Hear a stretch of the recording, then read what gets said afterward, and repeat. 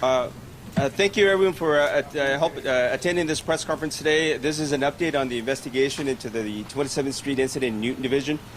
Talking today is Chief Michael Moore, the chief of LAPD. Also talking is Assistant Special Agent in Charge Michael Hoffman from the Bureau of Alcohol, Tobacco, Firearms, and Explosives from the Los Angeles Field Office. Also present here today is Assistant Chief Robert Marino from the Office of Special Operations from the LAPD, and also Commander David Kowalski, who is the Assistant Commanding Officer for the Counterterrorism and Special Operations Bureau. I present to you Chief Moore. Thank you, Lieutenant. And first of all, good morning, everyone. I apologize for the heat, and I know it's quite hot out here with the COVID restrictions, though, and our efforts to try to abide by that, and at the same time provide you an in-person press conference and statements. I'm trying to strike that balance. So again, I appreciate your patience with that. Also, the remarks I'm about to make are lengthy, admittedly, and so just be prepared that they are going to go into a number of areas, including specific findings, preliminary findings by the ATF National Response Team. So I'm going to ask for your patience because it is going to go on for a bit, but I believe that over the course of that you'll find answers to many of your questions that you may have, and also allows me to have a framework from beginning to end, and then that'll help frame also what questions are still unanswered that you may have, and certainly we'll take questions in the aftermath of this. Let me first thank and give my appreciation to ATF Assistant Special Agent in Charge Michael Hoffman for being here today, and for being part of this ongoing investigation. This is an update on the information gathered in the aftermath of that catastrophic explosion that occurred on Wednesday evening, June 30th, in the 700 block of East 27th Street, when the department's bomb squad attempted to safely detonate some illegal explosives that were found among a large amount of illegal consumer fireworks. My remarks today, as I said earlier, will detail the event from its origin with information that's been previously reported, as well as update information gleaned over the course of this investigation completed to this point. Some of the information will update or incorrect earlier points of information that's been released. Additionally, this matter continues to be an investigation both by the ATF's National Response Team as well as the department's own internal investigation of the actions taken during this incident. I'm also going to reference specific steps taken to improve the safety of the community, as well as our own personnel placed in harm's way in attempting to deal with very dangerous circumstances involving explosive material. Given the substantial amount of information gathered at this point and actions taken, I believe today is an appropriate juncture to provide this update while cautioning that there remains a number of unanswered questions. But before proceeding any further with this briefing, I want to personally express my apologies to every resident, business operator, and customer that was traumatically impacted by this incident. Whether personally injured, as were 17 community members, or the property loss incurred by owners of the 13 businesses, 22 residential properties, and 37 vehicles that have been damaged or destroyed, I'm sorry that this occurred. Additionally, I acknowledge that there are many more individuals traumatized by the explosion itself. I'm also grateful that this incident did not result in any loss of life, including the countless community members who were senselessly exposed to the clear and present danger created by the alleged criminal actions of Mr. Arturo Ceja when he chose to store more than 16 tons of fireworks on illegal explosives at his house on a residential street. I'm also thankful that our police and fire personnel who were on scene and I believe acting in good faith to safely remove the consumer fireworks from the location, as well as render safe the illegal explosives, their actions were based on years of training and experience in dealing with explosive materials, and I'm grateful that they survived. Lastly, while this investigation and these investigations are not complete, based on the information gleaned by the interviews completed, as well as in consultation with other bomb squad operations here locally as well as across the country, we have taken significant steps to strengthen operating protocols, documentation, oversight of any destruction of fireworks or other explosive materials in this city. And more work remains in this aspect of this investigation. Now, on June 30th at 8:45 in the morning, Newton area uniform officers responded to a radio call of an anonymous community member regarding illegal fireworks being stored in the rear yard under a brown tarp and sold from the alley of 716 East 27th Street. Officers responded to the location where they obtained consent to search from the resident and observed a large cache of packaged illegal consumer fireworks in their rear yard. At 9:45 that morning, LAPD bomb squad was contacted and responded to the scene, along with a local ATF agent. While initial reports estimated there was approximately 3,000 to 5,000 pounds of packaged fireworks, it was later determined that the actual amount seized to be more than 32 pounds gross weight of consumer fireworks. Over the course of the next 10 hours, the bomb squad formulated and implemented a plan to safely remove and transport from the scene the illegal fireworks, while working in a unified command with LA City Fire. The consumer fireworks were placed on pallets and transferred into 3 box trucks and an LA Fire Department 50-foot container trailer and transported to an interim storage facility. Major Crime Division investigative personnel also responded to conduct a criminal investigation assisted by an ATF agent as information was developed that the fireworks had been purchased in Nevada and transported to the 27th Street location to be illegally sold. During the removal process of the packaged consumer fireworks, the bomb squad located a significant quantity of illegal explosives in various locations at the residence. In their examination of the devices, some were found to be leaking material. The bomb squad determined that these could not be safely transported from the scene due to their condition. This is consistent with the department's established operating protocols. The LAPD bomb squad, with the approval of the Newton Area Incident Commander, attempted to render them safe through the use of the department's Total Containment Vessel, known as a TCV, while at the scene. Included in the safety plan was a structured evacuation plan for the immediate neighborhood. Over the course of the day, there were 3 phases of Over the course of the day, there were 3 phases of evacuations that took place. During initial preparation for the removal of the consumer fireworks, all residents from 716 East 27th and a house east and west of the location were evacuated. While preparing to detonate the illegal explosives, 3 additional residences east of 716 East 27th were evacuated on the south side of the street. And prior to the actual detonation, additional residences on the north side of 27th Street were directed to evacuate, as well as media members directed to move further back, away from the site. To the west of the location, businesses were asked to move patrons away from the windows facing east and move pedestrians to the west side of San Pedro Street. Newton area personnel went door to door to each residence to advise of the evacuation. Now, questions have been raised regarding the use of the TCV, the Total Containment Vessel, at the location and the decision not to transport the illegal explosives from the scene. The department's Total Containment Vessel, TCV, is a truck-mounted spear designed to help protect people, property, and the surrounding area from the blast effects of a detonation of an explosive device, including fireworks. The TCV used during this incident has been in service for more than a decade, with regular maintenance and inspections.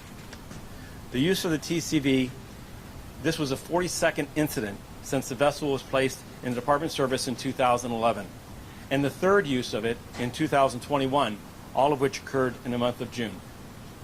The TCV utilized is designed to safely contain the recurring blast effect of up to 15 pounds of C4 explosives.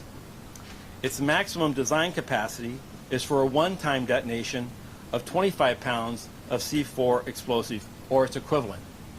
So to be clear on this, the 15-pound use is that vessel is designed that you can have such a use, it's inspected, and it can be later used again, inspected, and so forth. So it's recurring, it's not a one and done. The maximum capacity of that vessel is estimated to be 25 pounds of C4, at which time the amount of the explosive effect, is my understanding, would effectively render that unserviceable for any future use. The Department Bomb Squad protocols call for the TCV to be brought to the location of the explosives to be disposed. The TCV previously had not been used to transport explosives for later detonation based on concerns that these items could unexpectedly detonate during transportation, exposing the vehicle operator and the immediate surrounding areas to substantial risk should the TCV experience a failure.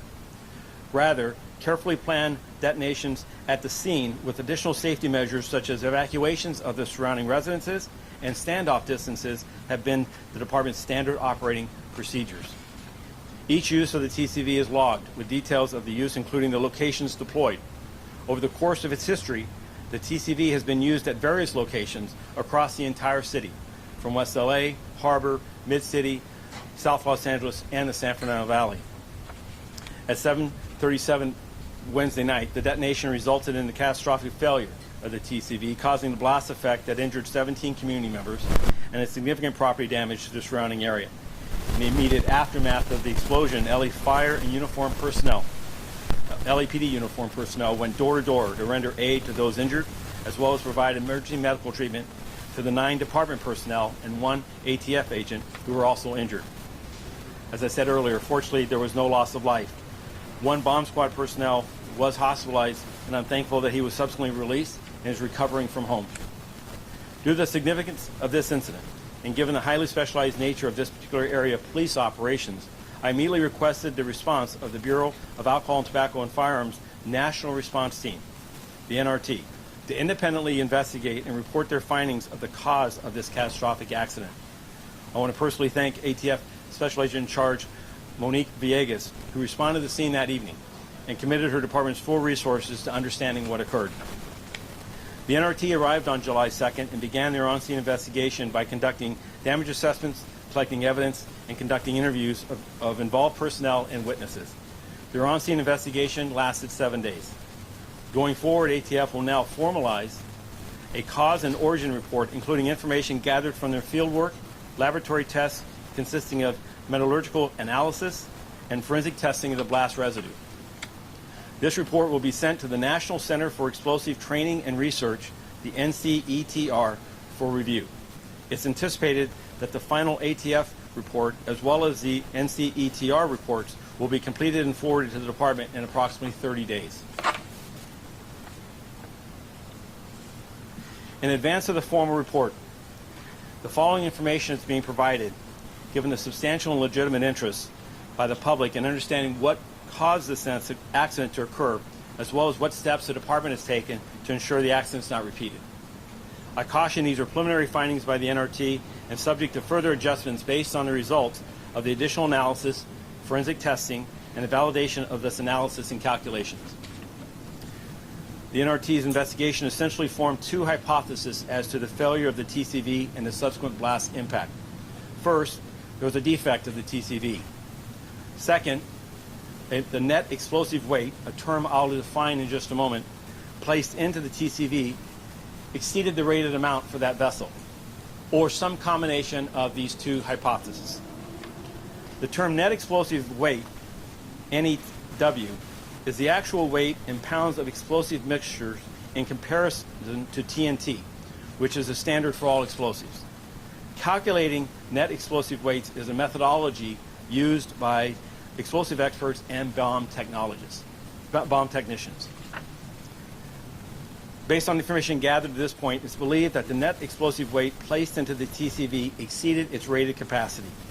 This preliminary conclusion is based on the maximum capacity of the TCV and the difference between what the LAPD bomb squad calculated as the net explosive weight placed in the TCV and what NRT's calculations were, based on the physical weighing of the explosive materials gathered from the sampling of improvised explosives, of the improvised fireworks completed by the bomb squad.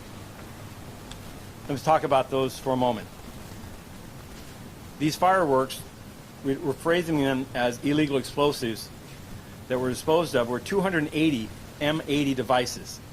Now, these M80 devices are similar to a quarter-sized coin envelope with a fuse. Additionally, there were 44 larger devices, the size of a soda can, again with a simple fuse. The bomb squad calculated the net explosive weight, estimating that the smaller devices contained 1/2 ounce of flash powder, and that the larger devices contained 1.5 ounces of flash powder. This estimation was based on the appearance, and a physical scale was not used. The bomb squad estimated that the total net explosive weight of the material to be the material to be disposed of was 10 pounds. A countercharge was also constructed by the bomb squad with the estimated weight of 6.5 pounds. Both items were placed into the TCV. The bomb squad estimated that the total net explosive weight was 16.5 pounds placed in the TCV. NRT's analysis included physically weighing the powder recovered during the initial bomb squad examination of one of the larger devices and one of the smaller devices. From our NRT's analysis, they calculated that each of the smaller devices contained 1.37 ounces of explosive material, and each of the larger devices contained 5 ounces of explosive material. The NRT calculation was that the total for all the devices was 30.25 pounds of net explosive weight. Additionally, based on the NRT's analysis and calculations, the NRT determined that the countercharge to be 11.77 net explosive weight. When all the illegal explosives and countercharges were placed in the TCV, the NRT calculated the total weight was just over 42 pounds of net explosive weight. The LAPD bomb squad estimation totaled 16.5 pounds. As the decision to place the actual weight of the explosives, as to the decision to estimate the actual weight of the explosives and to use an estimation in place of physical scale. Our investigation to this point has found numerous accounts by bomb technicians and others that for unknown and improvised explosive devices, including this type of firework, it's recommended to minimize the handling of these items as much as possible. As I stated in the initial hours of this terrible accident, we're committed to identifying how this occurred and ensuring it never is repeated. In that pursuit, we'll be identifying revisions to our operating protocols to expand the margin of safety for the public and our personnel alike. We can and must do better.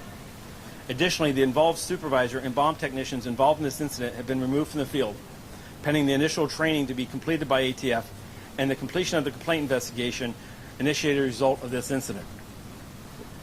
To immediately address the apparent miscalculation in the weight of what material was placed in the TCV that occurred in this incident, the Commanding Officer of Emergency Services Division has conducted an all-hands supervisor training and implemented a new requirement for documenting field calculations, including the identification of primary and verifying officers and a supervisor for the verification of explosive materials, the calculation including the use of the physical measurements of weights whenever possible.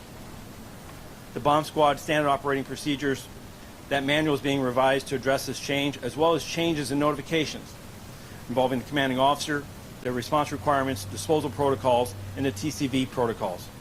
This will require the presence of a commanding officer at any detonation and standardized calculations to be utilized and verified by our safety officer to ensure that our technicians are within the recommended capacity of our TCV.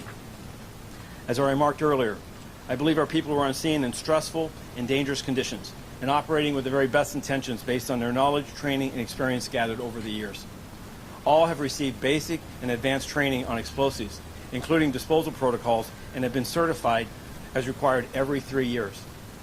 However, if mistakes were made in regards to established protocols, I will hold the appropriate individuals accountable. Likewise, if established protocols do not reflect best practices observed in other agencies that could or would have prevented this accident, this department will learn from others and move aggressively to adopt those practices. In addition to this examination and critical review to be completed, I've asked Commander David Kowalski to complete a top-down, bottom-up inspection of the LAPD bomb squad to assess all current practices and protocols through interviews of unit personnel and former unit members, while also conducting outreach to other agencies for best practices used to transport and dispose of explosive materials. In addition to consulting with ATF and outside bomb squads, the FBI has tentatively agreed to conduct a more comprehensive review of our systems and protocols to ensure we're in compliance with national standards. I appreciate all your patience on what is admittedly a very long statement, and my efforts have been to go into substantial details, and I'm happy to take any questions at this time. And let me invite first Assistant Special Agent in Charge, Michael Hoffman, for any remarks he would make. Michael. Thank you, Chief. Good morning, everybody. My name is Michael Hoffman. I'm an Assistant Special Agent in Charge with ATF here in Los Angeles. As you may know, ATF is the federal agency with the jurisdiction, expertise, and resources to investigate large-scale, complex fire and explosive scenes. As the chief mentioned, at the request of LAPD, ATF's National Response Team, which we refer to as the NRT, responded to Los Angeles on July 1st. It was their job to determine why the explosion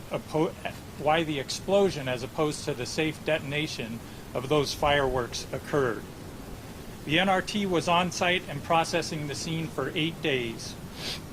ATF had approximately 30 personnel from our local field division, as well as 15 NRT personnel present for the duration of that on-scene investigation. The NRT team members are comprised of certified explosive specialists, special agent bomb technicians, explosives enforcement officers, forensic chemists, engineers, medics, and other specialists. ATF conducted over 40 interviews on scene with neighbors, bomb squad personnel, other LAPD personnel, and anybody else that was present during the time of that explosion. Additionally, ATF gathered surveillance video from all the neighboring businesses and residences. The NRT members combed through that evidence, they mapped the scene, they took extensive photographs, and they mapped the entire debris field for blocks. As the chief mentioned, there were 72 exposures that sustained damage, to include 22 residences, 13.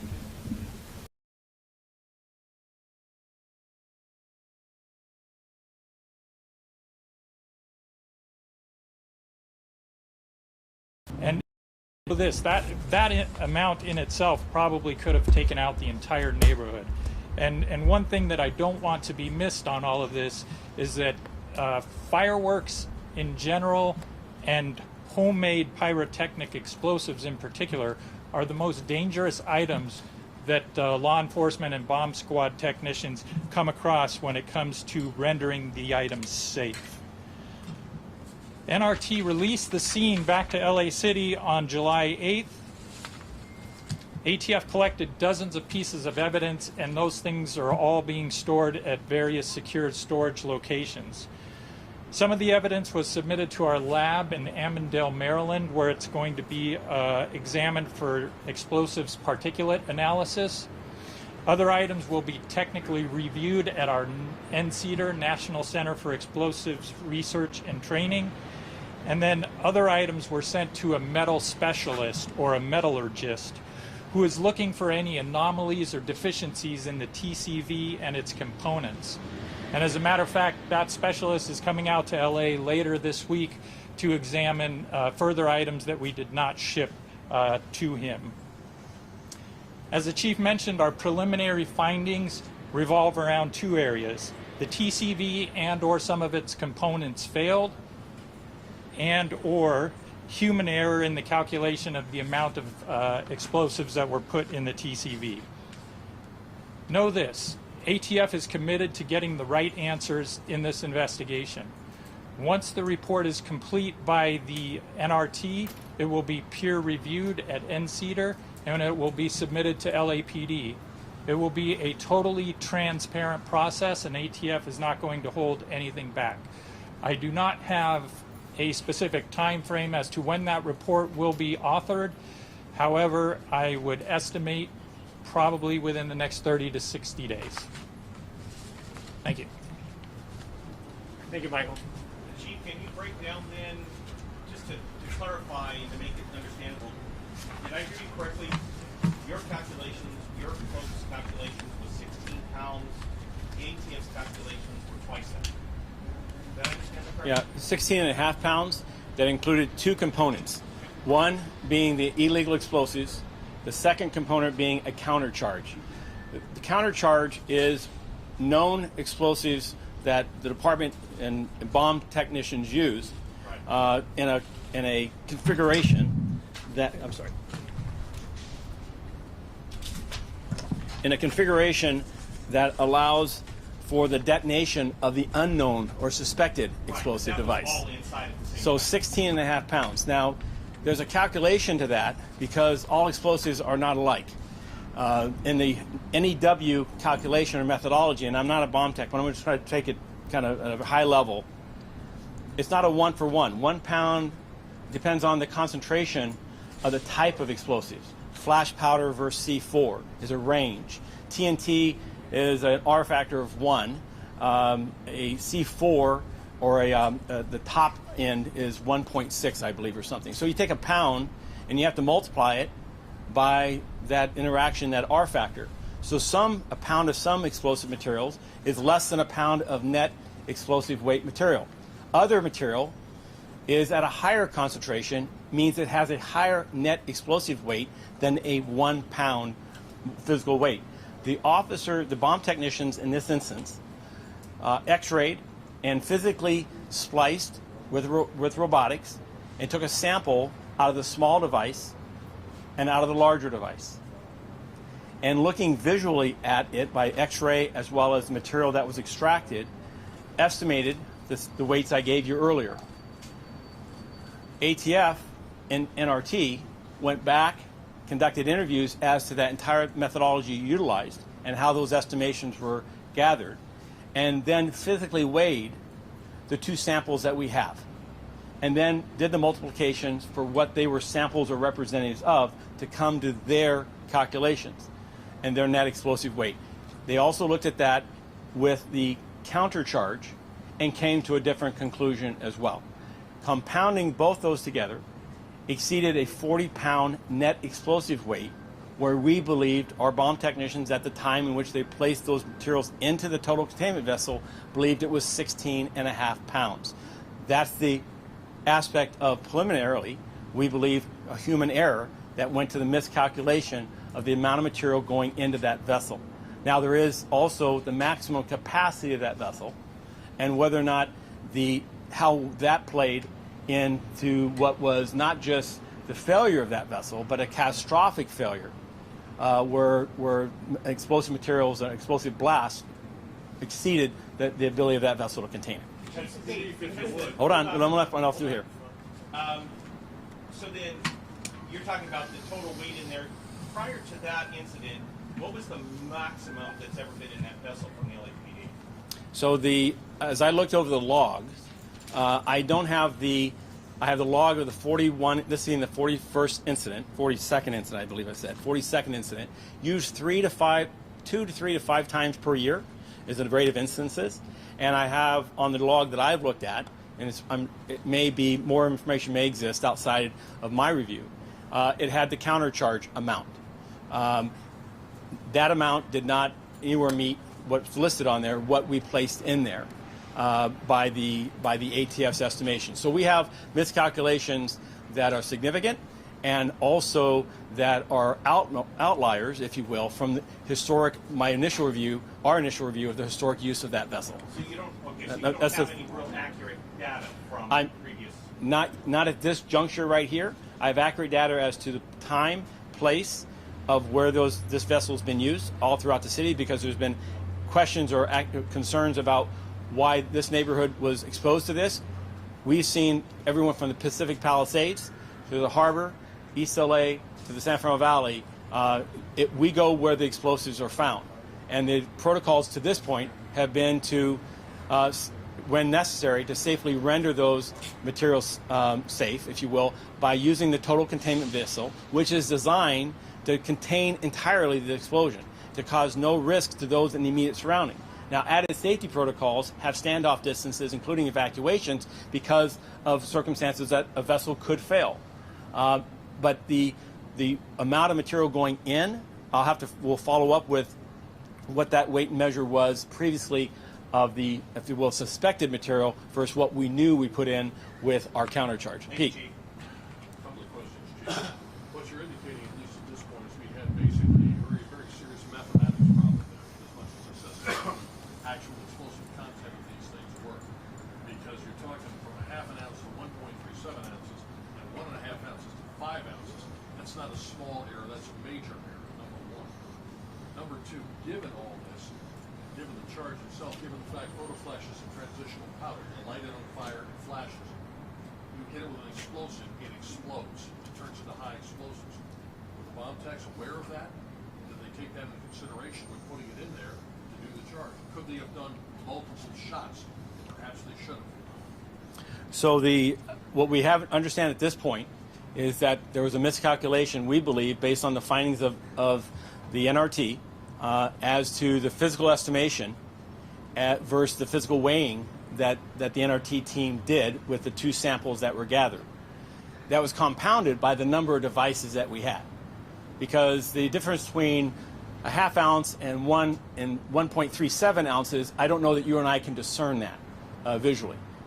So you may be able to. But let me just finish, because you've not a commentary here, but let me just answer the question. Our personnel did a estimation based on a visual inspection, based on the X-ray, as well as capturing that material for evidence in a bag, and based on years of experience that they have, many years of experience in gathering, dealing with an unstable and a dangerous item.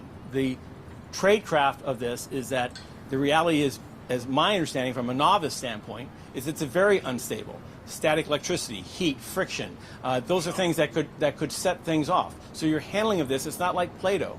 And so to that end, when they chose to physically estimate it, we, of course, are looking at that standard and challenging that standard today, particularly because it wasn't just one device, but that such a miscalculation has a compounding effect over the size of the number of these events. With that said, that's why immediately the safeguards were put in place. Added safeguards, added documentations that goes to what the bomb tech does, what he or she articulates, the basis of their calculations, the memorializing that, to have a second officer oversee and verify, and to have a safety officer at a supervisor level also validate to include that there was physical weighing of these devices or of this substance in determining what the net explosive weight will be. Did a physical weighing actually take place of either one of those 2 types of items, or did it most merely based on a fluoroscope and an analysis by sight? So I'm going to answer the question based on, I don't know what a fluoroscope is. Okay, so the point of this is that what I've stated is that these devices were discovered. They were leaking material. It's determined that it was unsafe because of this instability to move them.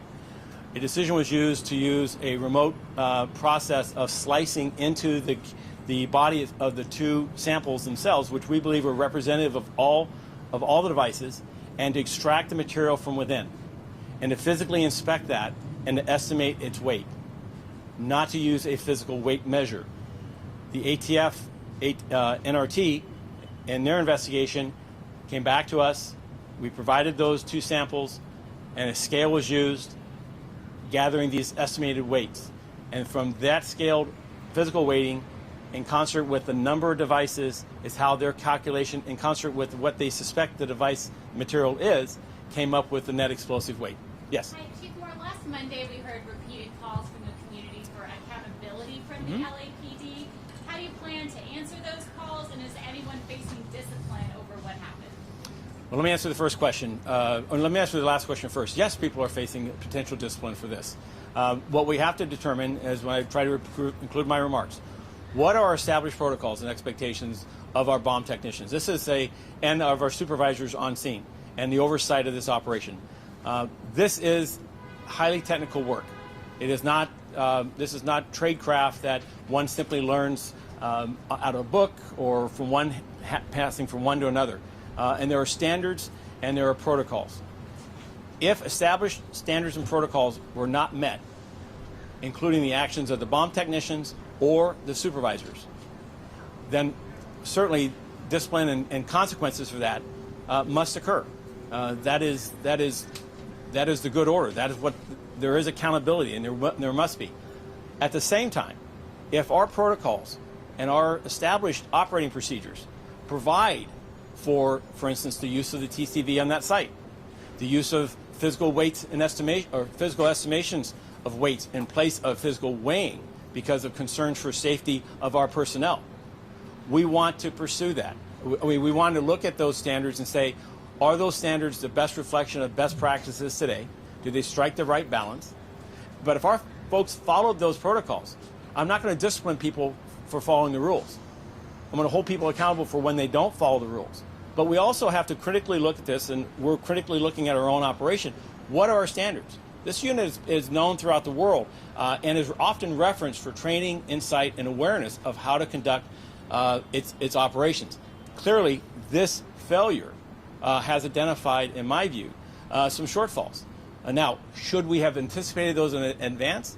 One can always argue, looking back, well, why didn't you have this level of documentation? Why did you not, double check the math? Why did you not look at past use and say, boy, this is a really large charge. Should we separate this and do something else? There's a lot of stress involved in this incident. This was a hot day. This was an event where they put fans in order to try to cool these fireworks from going off. This is not a stable laboratory environment. The dangers to everyone involved, not just to those bomb techs, but to the citizenry and community, were real. And we've seen it here in Los Angeles. So I will hold people accountable for those that fail to follow our expectations, and I'll also protect them from when they follow our rules and they follow our standards, and we have failed them, or we failed the community because they have not met the needs of today, that we're committed to meet those needs and meet this moment. To be clear, the initial inspection was visual only. It did not involve scales. That's correct. Okay. And is that the established protocol you talked about? And how reliable are those kinds of assessments? Okay, let me answer that question first. Okay, so at this early juncture, the briefings I've had is that from interviews, is that our protocols allow for physical estimation, visual estimation, rather than a physical weight being borne by a scale. Now, I've asked, and this investigation will include, what are our written protocols? What are the trainings that both basic and advanced training, as to those training guides and curriculums, as to this issue of using a physical weight or holding something and estimating how much it weighs. Pete may understand the difference between a half ounce and an ounce and 3/7. However, what does that training allow for? Does it allow for that type of estimation? Which, if the bomb tech engaged in it, because that was allowable, then that's a standard I've got to look at and say, well, an error was made here. Clearly, the outcome was catastrophic. We've got to change that standard. So this is a balance that we're going to strike. The second question is, you mentioned the TCV had been used multiple times over the years. Does that mean there was detonation, that it was tested for detonation, or simply transport? No, each instance, 41 previous instances, was to go to the scene, place material, suspected material, into the vessel, along with a countercharge, and to detonate it at that location.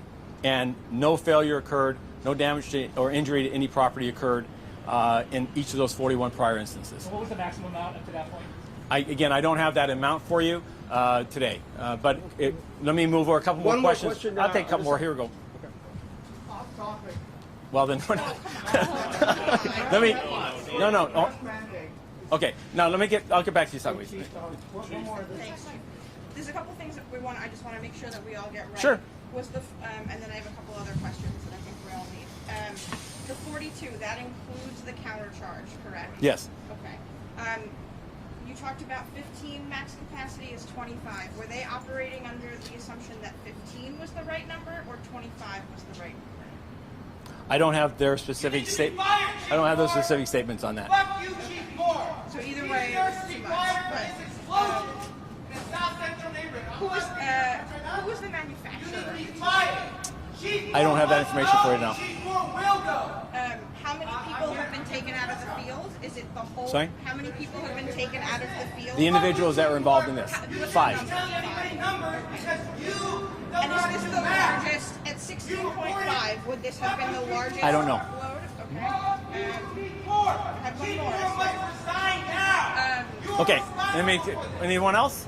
All right. Can you talk about The mixture of PCB and another substance are common in the confection of fireworks, or we're talking about something that could be potentially more than a firework explosive? I'm sorry, can you repeat that? You can take your mask off.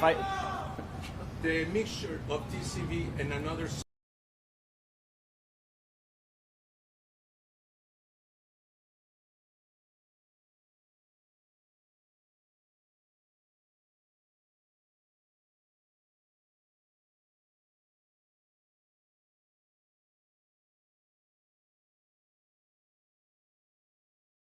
Reputation recognizes that the underlying weight of the substances have different levels of purity in regards to explosive properties.